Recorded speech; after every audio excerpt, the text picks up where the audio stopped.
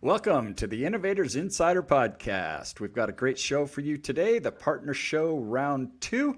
I'm Richard Doyle, the user group guy, here with my co-host, Michael the Professor. Michael, how are you today? I'm doing extremely well. It's been a great time in the world of Onshape. A lot of new updates coming out. We've been together on live streams. Make sure you like and subscribe to the show here. That way you'll get live updates to anytime we do live streams and things like that. We had a great episode last time with John Hirschtick, that everybody should give a listen to. But we got an incredible show. Yep, we really do. Planned for you. Yeah. I mean, who doesn't like partner products, right? Yeah, stuff that makes your Onshape experience more productive, extends, into other realms. We're going to see 3 really, really cool partner applications today. Yep, I'm looking forward to it. A lot of these things I haven't seen for a while, so I'm expecting some new stuff and some really great stuff. So yeah, and who is better than Aaron Magnin to introduce all these partners to us? If you remember last year, Aaron filled in and did a great show. How are you doing, Aaron? I'm doing fine, Mike. It's nice to have you on your own show. We missed you last time. I know. I really felt bad, but you did such a great job, and we really wanted to have you back. Yep, absolutely. Pleasure. I'm real excited to be here and to let these partners talk about their products and show you what they're working on. Yep. Yeah, Aaron, remind the viewers here what you do here for Onshape. Yeah, so my title is App Store Manager, and just to put it, frank, it's my job is to help our partners, get their products into our users' hands, and that could be in the form of educating our teams internally about what these products do, or it could be in the form of, making demonstrations and other content to share externally as well. That's great. I'm sure you've seen a lot of different partners in their products, but we have 3 really, really interesting ones that I don't think we've highlighted on the show yet, and it's about time. It is. Yeah. So I'm sure they're very excited to be here. Well, and I'm sure they're excitedly waiting to join us here. So, Aaron, why don't you bring in our first partner? All right. Our first partner today is coming from SimScale. It's going to be Jon Wilde. I was going to pronounce it Wild because I thought he was German, but turns out he's from England. Is that right, Jon? Yes, it's Wild, but nearly everyone in Germany says Wilde. Wilde. All right. See, I even messed up the German pronunciation. Anyway, Jon, thank you for being with us. We really appreciate it. I know it's late for you there. And I wanted to thank you for being here, and I wanted to ask you about what it is that you do over at SimScale. Yeah, sure. So I'm VP of Product. I'm running the product management team with SimScale. I'm a mechanical engineer by trade. I've somehow been in simulation, 20 years, something. I used to be able to say 3, then 4, then 5. Now it's like 10, 20. It's starting to suck. But I like it, and I'm still there. Awesome. Yeah, I think I saw you worked in aerospace at one point, and for another simulation product that will remain nameless. So as the product manager, what is it that you do on a day-to-day basis? I guess a couple of things, lots of different things. When we have our product team split up into lots of different groups. So we have like one group focused on electronics cooling, one rotating machinery, structural engineering, and so on.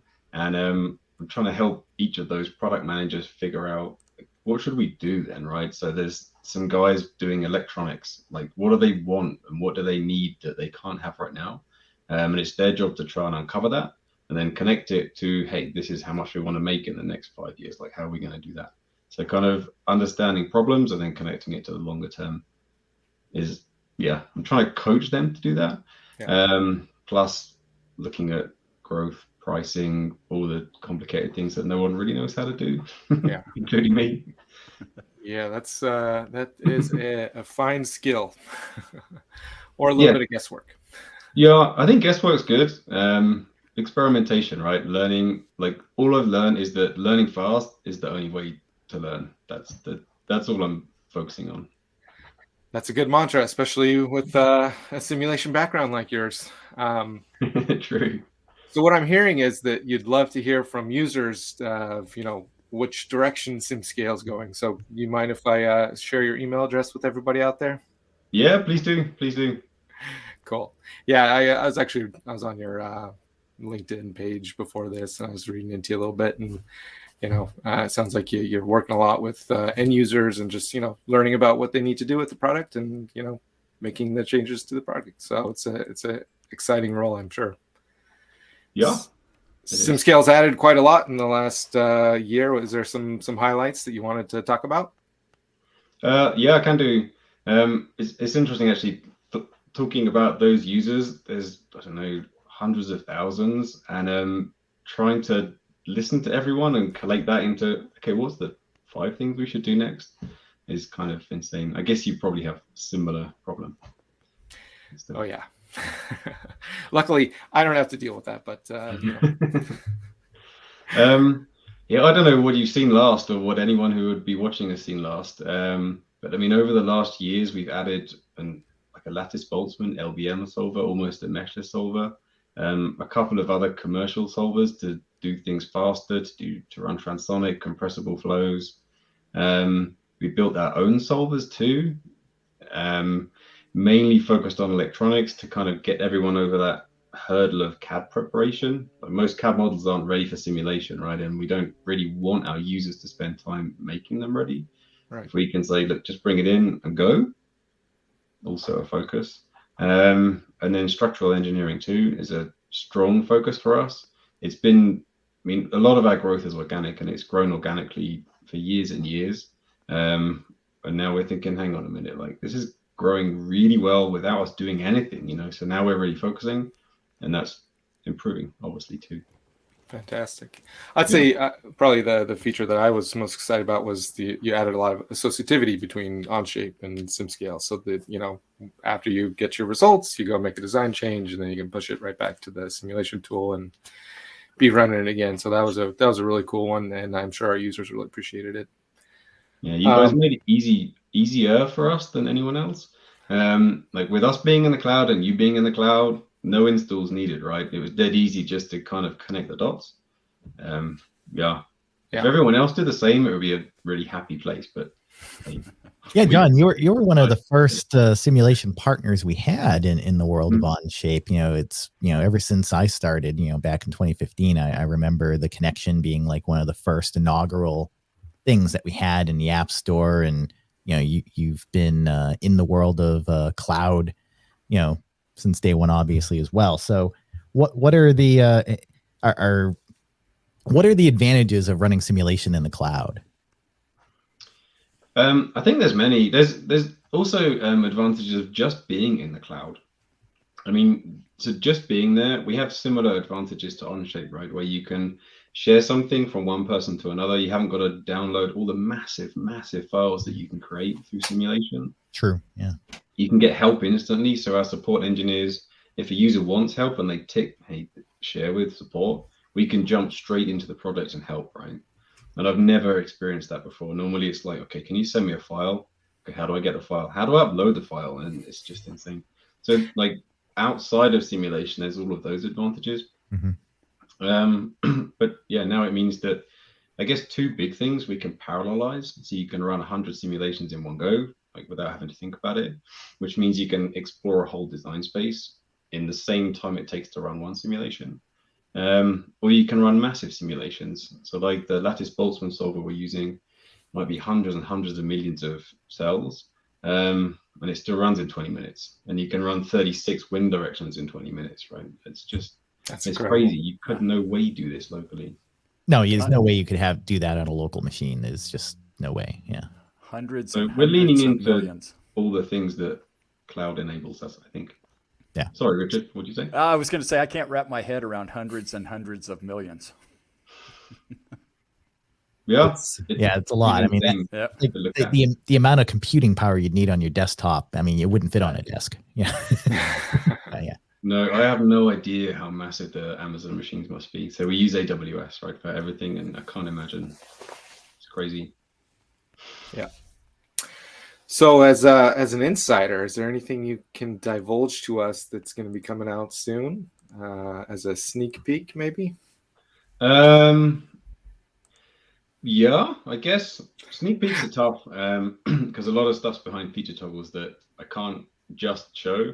There is something interesting though that we're working on, and it's been killing me. So I've been running. I'll explain why it's killing me, and then I'll explain what we're doing. So I joined SimScale 4 years ago, and when I interviewed, I was like, guys, where are the boundary conditions? You can't see boundary conditions, right? Like how do you know what you're doing? And then I started running product 3 years ago. I was like, guys, can we please show boundary conditions? And turned out, this is inside information, I guess it's interesting, but we didn't own our own viewer. We paid someone to build it. Person had left the company. So then we have a viewer that we can't move forwards. So like 2 years ago, it's like, guys, we need this, right? Like of all of the things, there's thousands of things in that people want. This is the one thing, right? Like it's so easy to get it wrong. So now we spent a year or two building our own viewer, and now we can do everything that we want. And now over the next, I don't know, 3-4 weeks, we're going to move it over. So already 25% of our community, so a few 100,000 users already have the new viewer. They don't know, but they do. So we're getting some feedback. And we've designed and built boundary condition visualization finally, and we'll release that in the next few weeks, which is going to be great. Nice. Sounds like something you are very passionate about, and I'm sure the users will appreciate it as well. I mean, there's nothing like seeing your loads and your constraints right on the screen. So yeah, I mean, it opens. We couldn't do all of this work for one thing, right? It opens up loads of other possibilities that we also need. But yeah, that one thing was, man, come on, guys, we're getting there. Well, congrats to you for driving some real change, man. I like it. I love it. Tiny little circles on the screen. That's very exciting because it's like only a cloud native platform could do what you just did there to roll it out in a way like you did. So it's really impressive, and it's glad to have. I'm glad to have like cloud brothers and sisters like you at SimScale. Respect. It is cool. Yes, exactly. It's cool because we can we'll do it in stages, right? So in a few weeks, like these bubbles will appear for everyone.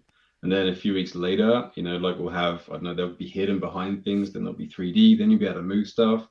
And from one day to the next, it'll just evolve, which is nice. Really cool. That's awesome. So I have, I think, 2 more questions. First of all, do you guys have a free trial available? Yeah, we do. There's a couple of different ways to approach it, honestly. So anyone can sign up on simscale.com, create an account, and just start simulating. Nearly all of the product is immediately available. The limit we have is that you can run 10 simulations for free. So you can use our CAD, our tutorials. We provide a CAD database, or you can bring your own, run 10 simulations, do what you want. And then after that, you can carry on simulating if you want to, but there's no more numerical results in the post-processor. So you can get like pretty pictures, you can do comparisons and stuff. At least you can get some value and sanity check, hey, this is going to work for me. But then after that, you would need to subscribe. Yes. Seems fair to me. I mean, if you're able to run 10 simulations, get to know it in and out, and that's pretty nice of you guys to allow that. And I think you answered the next question that I had. It sounds like my next question was going to be about how someone would start learning SimScale and get their bearings using it. And it sounds like you guys have some tutorials. Yep. So as soon as you sign up, you get presented with 3 different tutorials for different industries, and you can pick one of those, and you can work through from SimScale and a tutorial screen together, or you can just wing it, which I guess a lot of people do, looking at the numbers.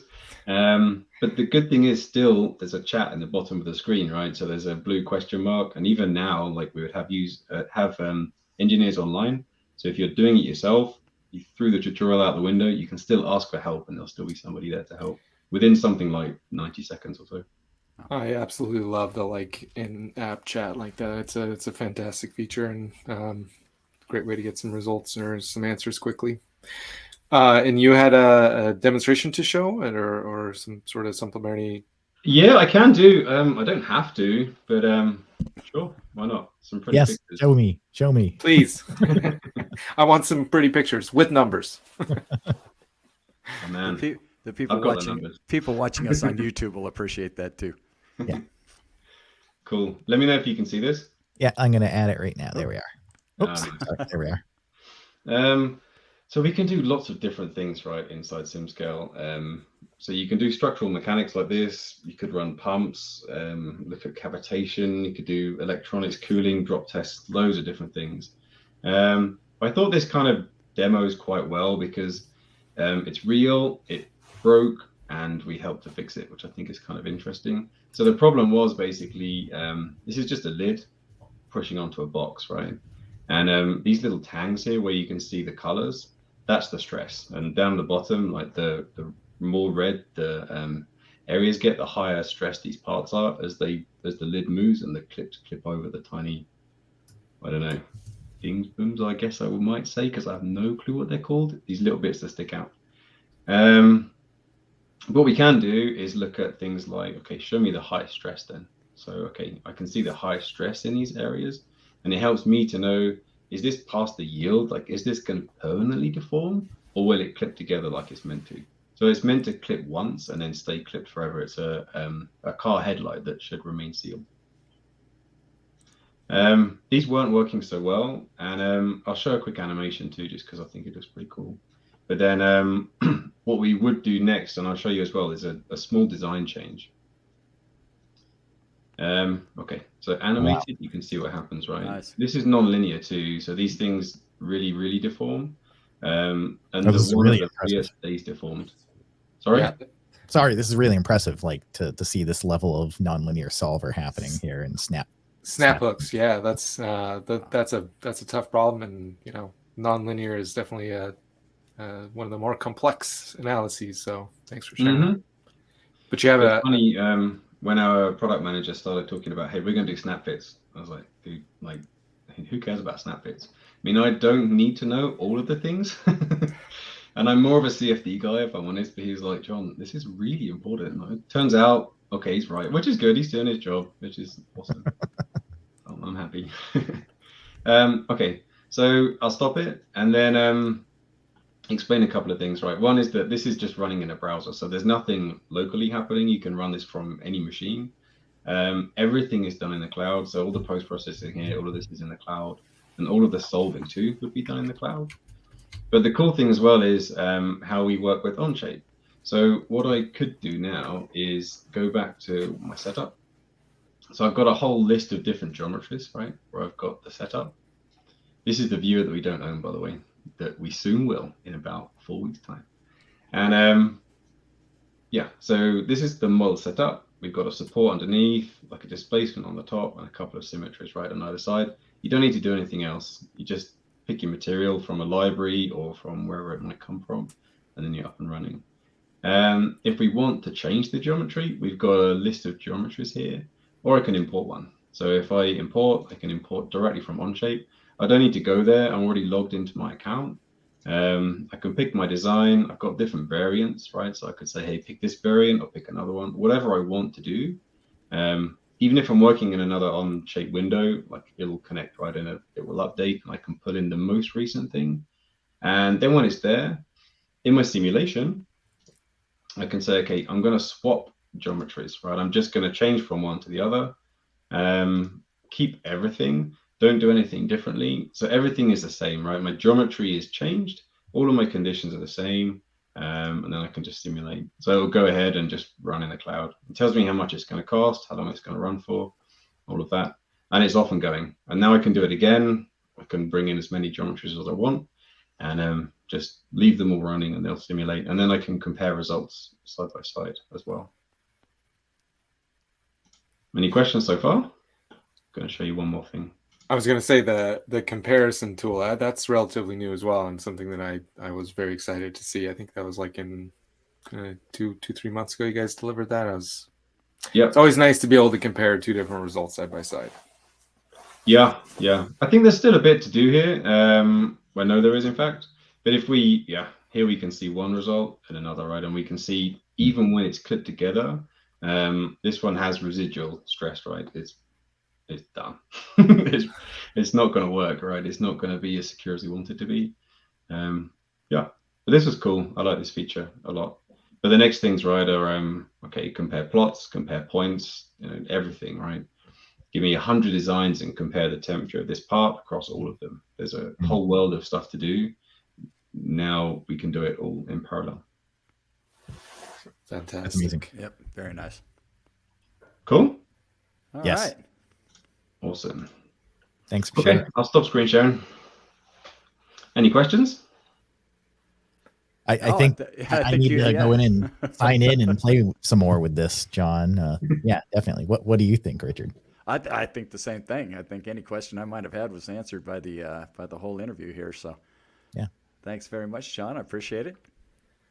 Cool. You're most welcome. Thank you as well. Let you catch some Z's now. Got a football game to watch tomorrow. Think I might. Cool. Well, thanks again for joining us. Have a great night. John. Thanks, Yeah, John. you too.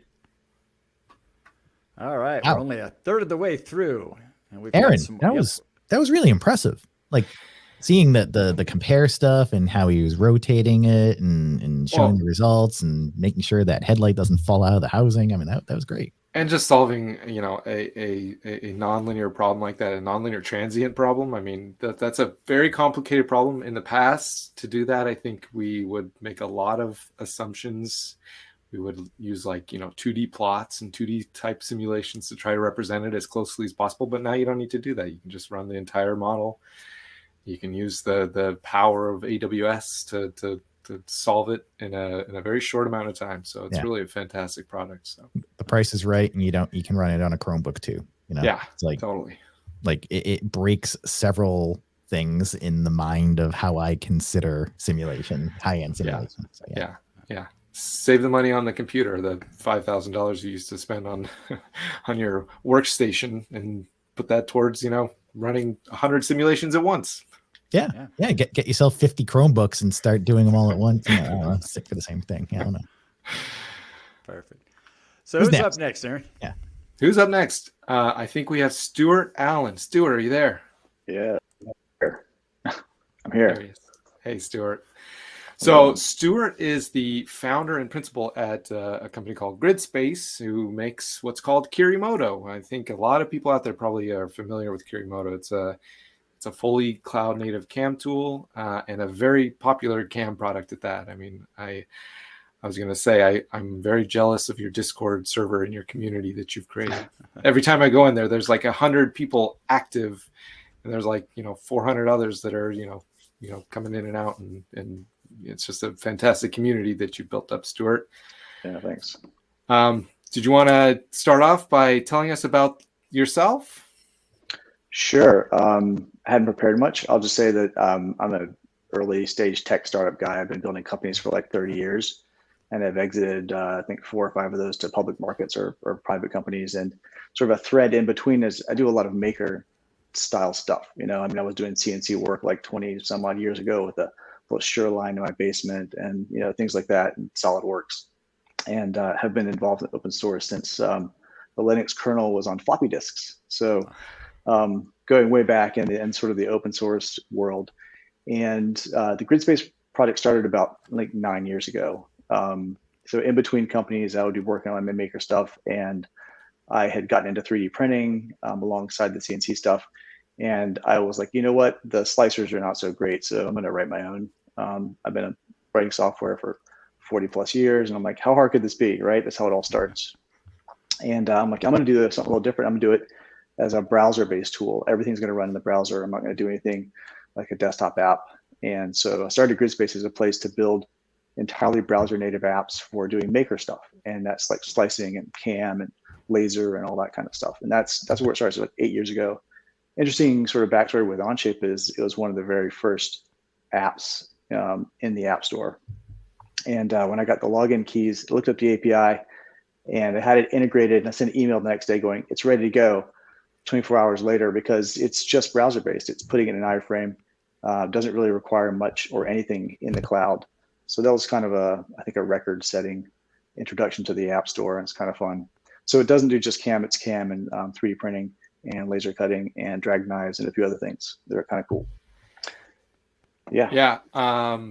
You have quite the resume, I got to say. It has been 9 years. I can confirm that. I was just on your LinkedIn profile. I think we just connected actually. But yeah, I saw you had, you have quite a lot of experience with software development. I wish everyone could develop an app as quickly as you were able to do it. That's pretty impressive. I was actually going to ask you about the name. Can you tell us what Kirimoto actually means?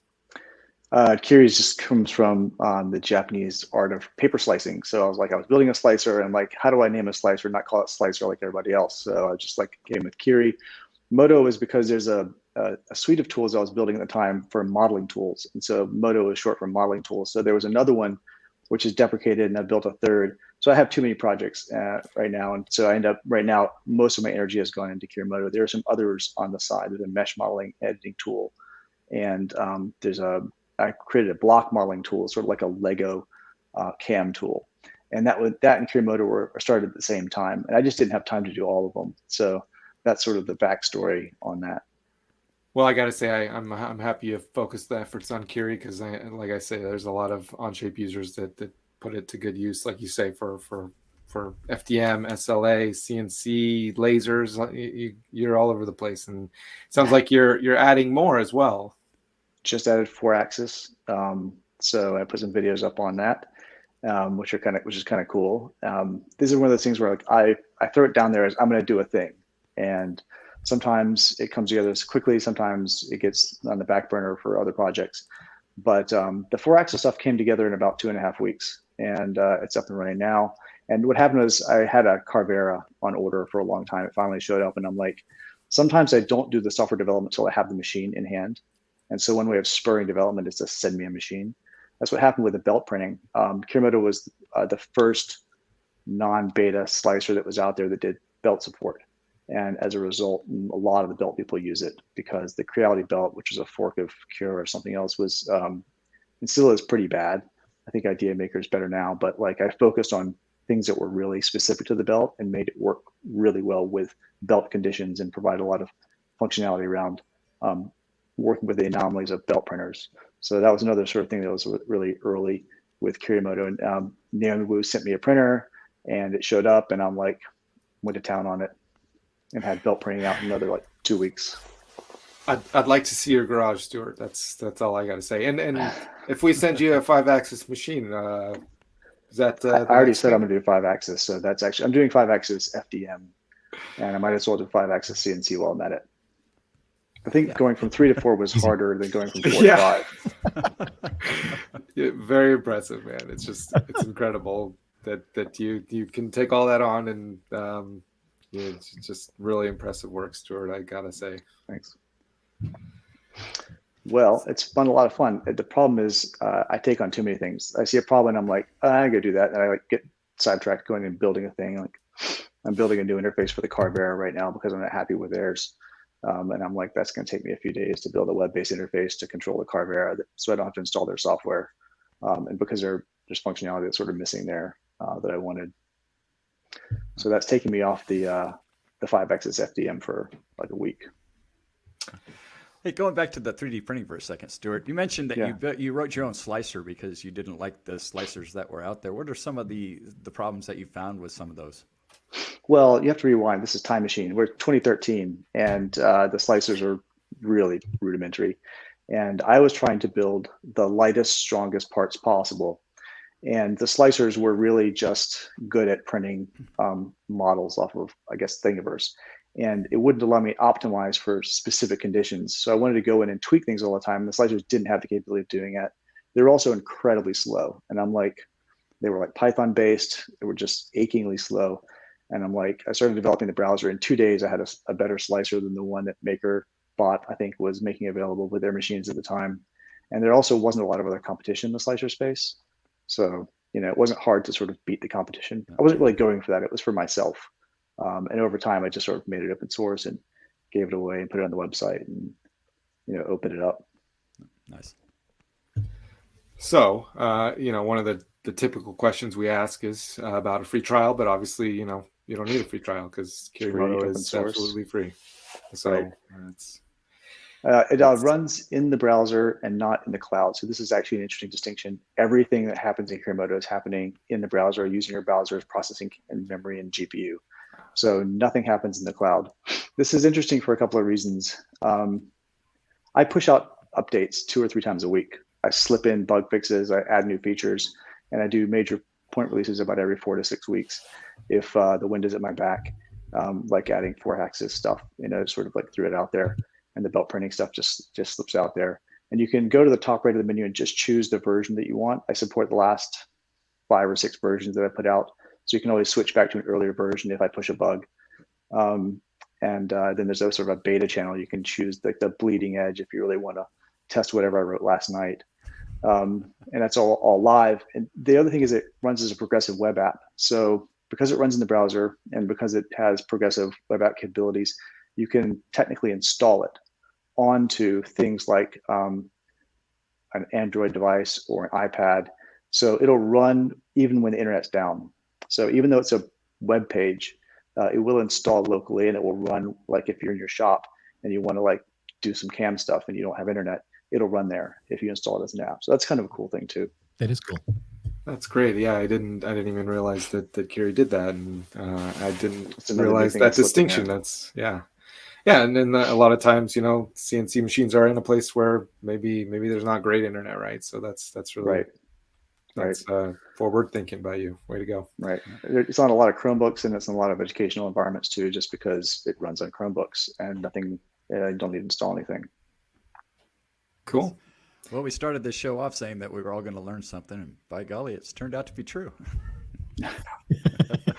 I think I could learn a lot of stuff talking to Stewart. I like your backdrop, by the way. Those are some nice technical drawings. I imagine you have your own patents somewhere. I don't know, I have a dozen or 2 patents. I don't really keep track, but I threw these up here not because they're mine, but just because, you know, when I started doing video stuff, it was boring to have a white wall, so I threw up a couple of these posters. Yeah, I put together my measuring for the police lineup, as Richard likes to joke. Yep, and I have my technical drawings back behind me, but they're decidedly less sophisticated than Stewart's. So Yeah, we got Tony Stark's heart there. We got a Cybertruck. We got some sort of satellite. Tron, Oh, which Tron. is not. Great stuff, man. So what would you say to someone who wants to get into using Kiri and learning it today? What's the best way to get started? So if you go to the interface, it's deceptively simple. A lot of people look at it and think, oh, this is like a really simple application, and it hides a lot of the complexity. There's good docs at docs.grid.space. There's the forums, there's Discord. And so there's a decent community and decent documentation. It's as much as I can crank out, you know, in my spare time between coding. And again, it's deceptively simple because it's editorial in nature. It takes an editorial approach to slicing and CAM, which is that I don't want to throw all of the options at the user. A lot of slicers just give you 1 million parameters. The problem with 1 million parameters is that a lot of them actually work in conflict with each other. And so the slicer really should take an editorial approach that says, these are the ones you really need to know about, and I can heuristically derive the rest in almost all cases. So the interface looks simpler than a lot of other slicers. And there's hover help for every single thing, and there's documentation for every field. So if you're curious what things do, and there's also have YouTube videos channels for FDM and for CNC and things like that. So you can watch the videos and see some like sample problem solved or just like really basic intro kind of stuff. Like if this is your first time, it'll sort of show you what a slicer does and how it works. Fantastic. I'd say that's a sign of a really good design if you make it look deceptively simple, right? That's the goal with a lot of software. Yeah. Do you guys want to see an in-browser demo? Yes, that's a perfect segue. All right, cool. Let me see if I can't do this presentation thing. Choose a tab. I think this is the one. Can you guys see that? We'll put it up there right now. Yep. Yeah, I moved my hand away from the mouse this time, Mike. All right, I'll hit the button. There we are. We see it now. Okay, so here, we're inside of Onshape here. I have some little test parts I'm using, and then there's just an application where you can add Kirimoto tab, and you go over here, and inside of Kirimoto, you can access any of the documents that are inside of your Onshape document or other places.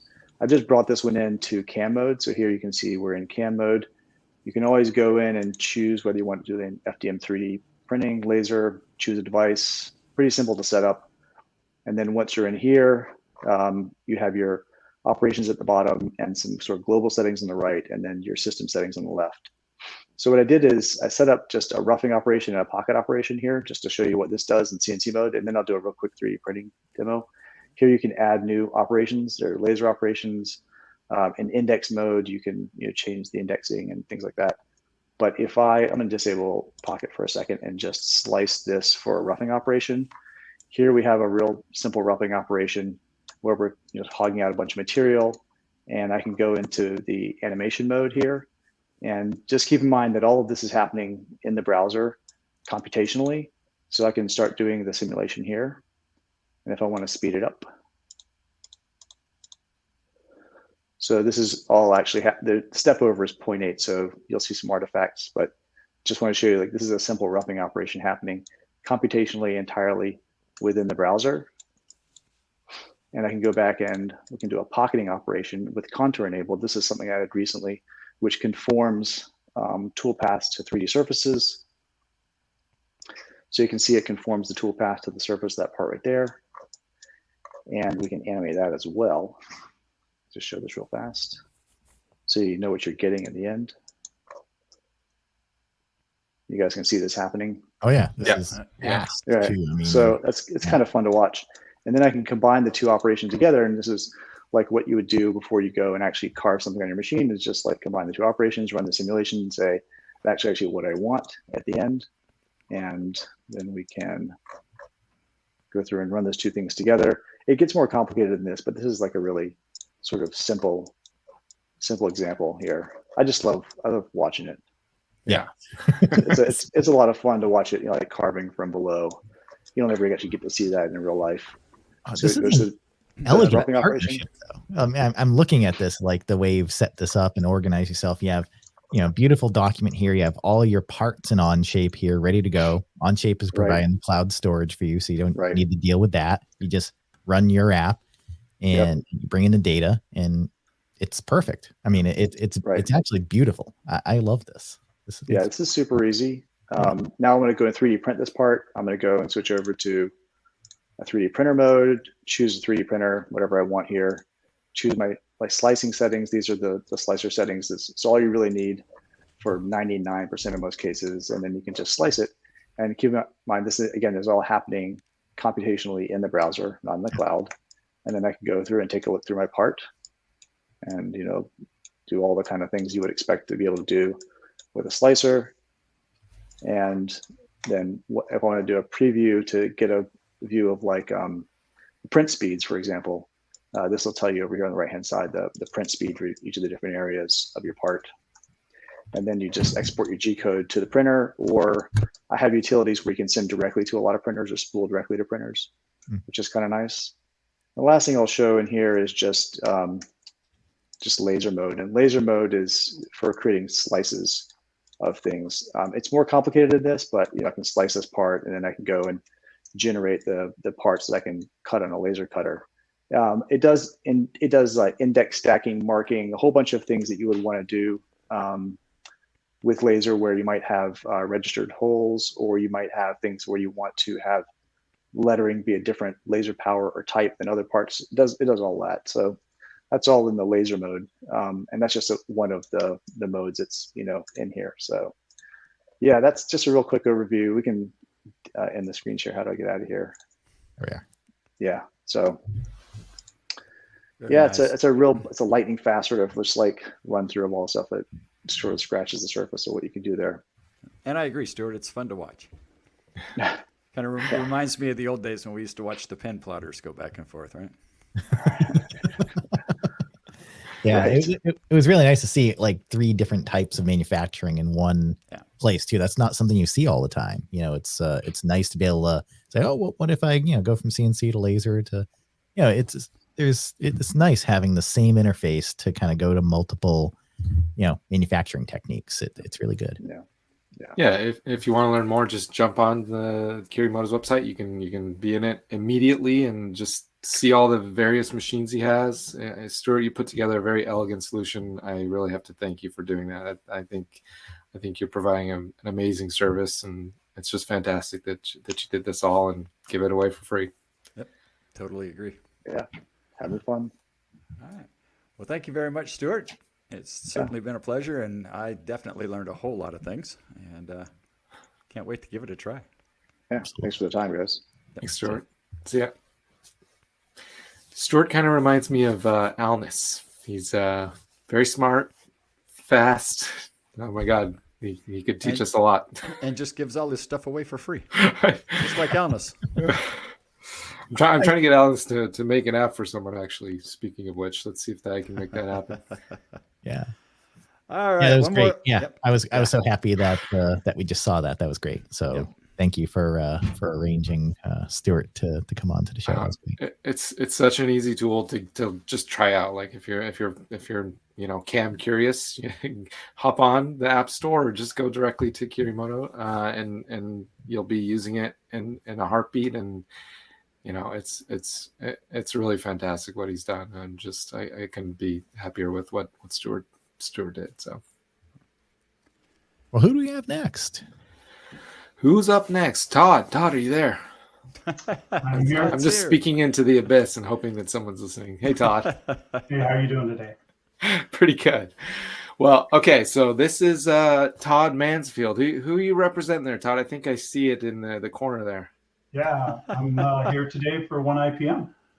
Fantastic. And talk about the application. Yeah, Todd, why don't you tell us a little bit about yourself? Sure. So I have spent most of my 30-year career in new product development and manufacturing space within aviation, building materials, software, commercial vehicles, and industrial automation. Yeah, I saw there's you have quite a lot of experience with like in industrial machinery and robotics, and I think you could teach us a lot about that. I see you have a strong educational background from Boise State. Go Broncos.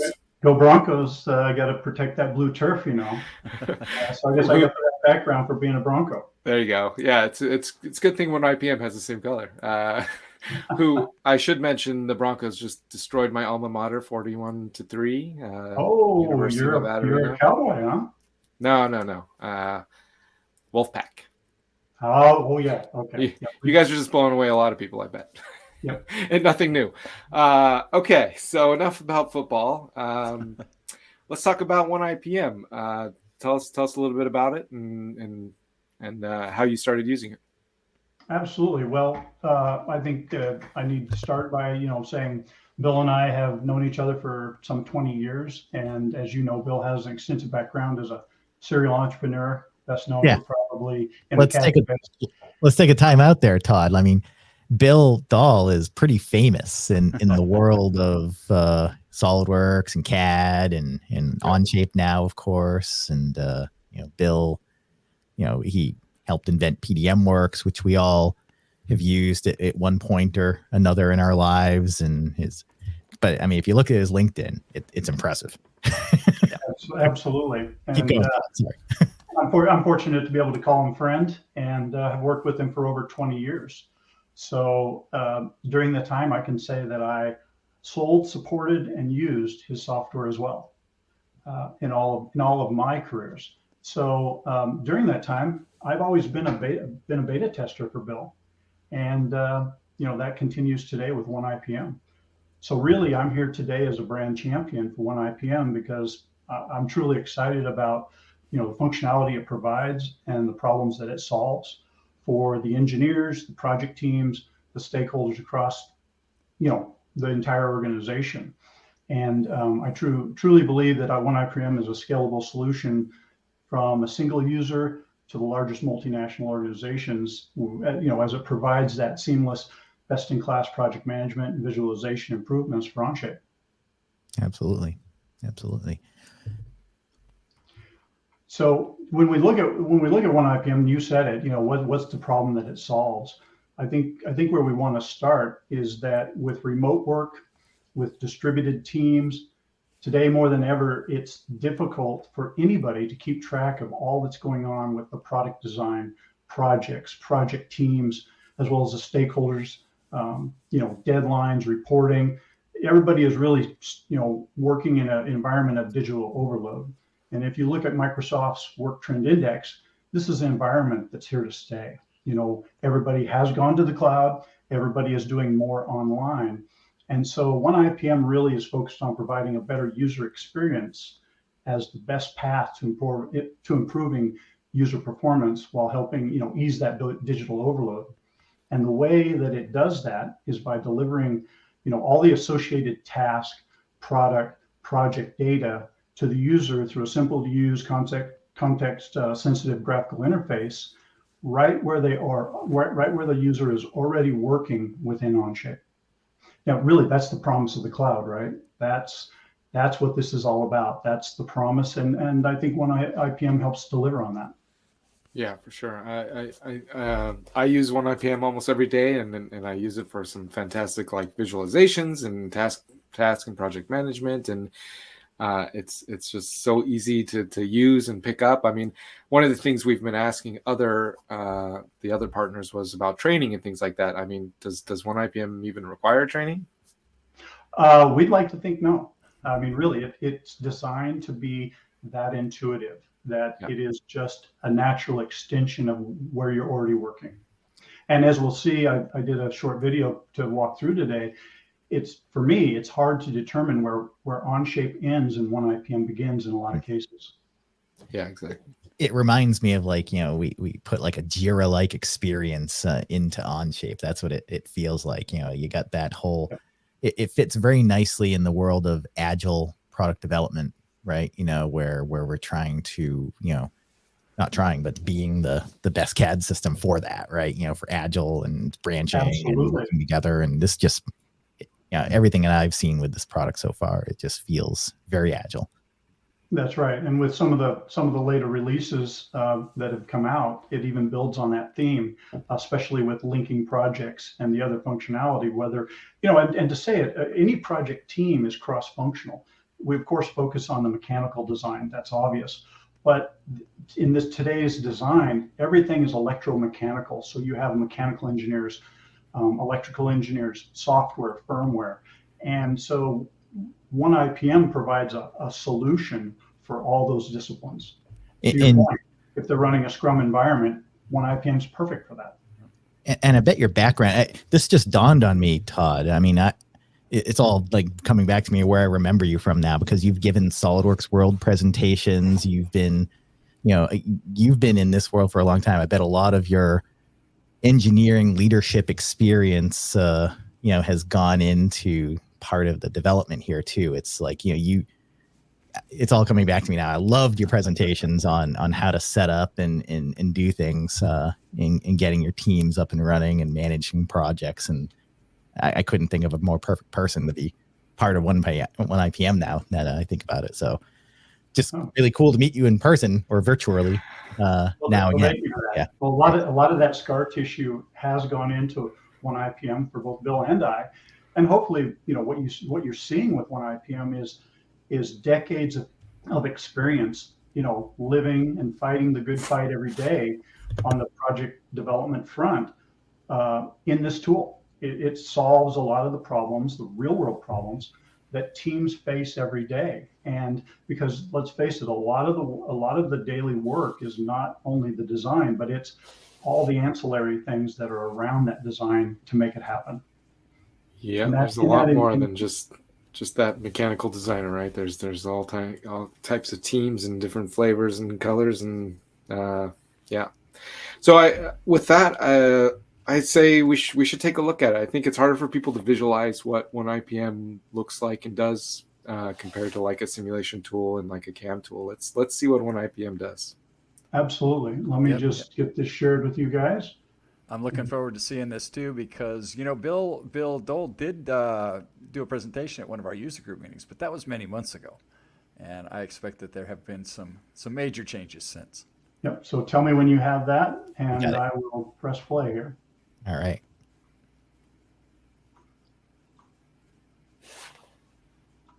Okay, so we're just going to walk through the interface. I just made a short video here. And OneIPM is accessed through the right panel in either the documents page or any open Onshape document. You're going to be presented with a dashboard, very graphical, context-sensitive dashboard that's going to show you the projects, the open tasks, priority tasks. It really helps the user identify and address what are their priorities, what are the tasks they need to be working on. Tasks are easily updated with a right mouse button or a double click. Again, we're talking about communication, not only the engineer out, but the organization in. As you can see in the video, tasks are easily updated. Also on the right mouse button, you can navigate quickly to projects, provides context for the project and the workflow status. We have simple drag and drop functionality that allows both users and project managers to update and set priorities, to provide all the details that they need to have in the document to get the job done. You also notice the cookie crumb menu is a great navigational tool, putting us into different modes of the tool, looking at projects as well as projects. Again, anytime, just a double click to do an easy task update or state change. We have full drag and drop. We talked about the project boards or Kanban boards that are used within OneIPM, most efficient use. Projects are fully customizable, which allows admins to customize workflow to suit any organization's workflow methodology, as well as projects can be shared. They can be shared with specific teams. They can be shared with the whole organization or maintained as private. So it really has full customization on how you want to run your organization and your projects. The other thing is projects can be linked. So it allows users to share both information and tasks between projects, which is ideal for teams, as we said, running agile methodologies, to where work can be pulled from a product or a sprint backlog. As you see on the screen, we're pulling projects, tasks from another project into this workflow. So the program or project manager is seeing those tasks come off of the backlogs into the projects. So it's bi-directional communication. And all of the updates are shown on the dashboard as well. Now we're moving into, say, more visualization with the Document Explorer. And what this shows is it's going to show product structures, parts, drawings, part studios, as well as associated tasks, giving the user a comprehensive understanding of the product's design intent. Again, context-sensitive menus, which allow you, in this case, to make an associated task with a simple right-click. And that's going to create a task that will be associated with that part until it is completed. So this is where I say it's hard to tell where Onshape ends and OneIPM begins. You can see the seamless integration. If we browse into an assembly, there's different viewing modes, including grid. We also have list. We also have an interactive BOM, which is very powerful. It can, of course, be sorted. It can be filtered. It can be directly edited. Lots of custom properties added, removed, even auto summing in this scenario where we're auto summing top level BOM cost, for instance. The other viewing modes are going to be a tree or a node view, which are extremely powerful to show the depth and the complexity of the assembly structures. And this is so important for onboarding new team members to either the project team or the organization. We all know what it takes to bring somebody up to speed. Plus, it's pretty darn cool to have such a dynamic viewing experience within this interface. And it allows team members to understand those structures, allows them to fully get a grasp of what they're working on, especially for those new team members. And again, like all other modes within OneIPM, explore, open in Onshape, and create tasks are always a simple right click away. Now, I would just want to say right here that we haven't even opened Onshape yet. This has all been from the documents page. So let's open a document to wrap up the demo and show scrollable revision history, because that's an extremely powerful tool That's a lot of fun to demo and a lot of fun to look at. What scrollable revision history is it allows a user to see the entire version and revision history of a part. And this is super powerful for non-CAD users because it shows the full history. So let's say I'm a buyer working with the supplier on whether or not I can use a down rev or whether that down rev have to be scrapped and go with latest rev. And so in this example, we're looking at all versions. But if I wanted to look at just revisions, I can do a simple click to revisions only and now see, as the evolution of that part is made, that there are features in revision C that really I need. So I'm going to need to scrap Rev B and go with Rev C. So extremely powerful visualization tools. So that's just a very quick overview of OneIPM and just scratching the surface of OneIPM's full functionality and power. And as you can see, hopefully just a quick demo, but extremely feature rich and very visual. Again, we're trying to help users with that information overload, providing all the information they need right where they're already at. Oh, you're on mute, Mike. And you're so excited too. I'm so excited. Yes, I can't imagine any company not wanting this. Yeah, I mean, exactly. this is like obvious. Like every single company should have OneIPM if they're using Onshape. Absolutely. I mean, I don't see any reason to not say that. And you know what? Going forward from this day forward, when anybody asks me what I think about OneIPM, I'm just going to say it's pretty darn cool. Right, Todd? No, I mean, it really keeps you organized. You're seeing things in an agile way. It makes Onshape better, right? You know, it makes it a more, interesting experience, diving into a document, seeing the revision history in a different way, the scrollable rev history. Amazing. Yeah, and Bill, the legend, keeps adding all these fantastic features. That rev thing that Todd was just showing is completely new. I hadn't seen that before. Thank you for showing that, Todd. That was a great demonstration. Yeah. That's right. Well, and just to say it, we are releasing at a fairly regular rate, and the release cycles are in the matter of weeks between releases in many cases. So a lot of great functionality coming out. And as you know, Bill is always extremely responsive to the customer base. So when there is a need in the field, highly likely it's going to get addressed and addressed quickly. And so there's not much that I think you're going to find OneIPM can't do for a customer. Yeah, what you just said, I cannot reiterate enough. I mean, Bill, if there is something that a user wants to see changed about OneIPM, he'll get in there, he will work directly with them, and he will find a solution almost immediately. And he's been just a pleasure to work with. And I'll have to tell him how great you did today, Todd. Thank you so much. Yeah, no. I'm sure he's out there watching. Yep, we're having a lot of fun. Yeah. Thanks, Todd. Give our best to Bill. Absolutely. Great to see you again, Todd. Thanks for coming. All right, thank you. All right, and I think Richard actually showed there's a 30-day trial available, so There just is. hop in the App Store and Give it a whirl. search OneIPM and give it a whirl. The visualization tools are fantastic, and all the project management. I mean, if you're working with more than one person, then OneIPM is, who doesn't work with anybody else? Make sure to get in there and try it out. So Exactly. Well, Aaron, thank you for coming in and taking most of the workload off of Mike and I. I really appreciated being able to just sit back here and listen to you do all the hard work. And I was just fascinated by all three of the products we saw today. So some great stuff. Maybe our longest podcast ever, but well worth it for sure. Yeah. we did it. We did the full hour. Thank you so much for having me on. I appreciate every opportunity we get to show off the partners. So thank you guys. Yep. We'll see you for the Partner Show Part 3. All right. Hey, thanks again, Aaron. Thanks again. It was great. My pleasure. And remember to like and subscribe to the show.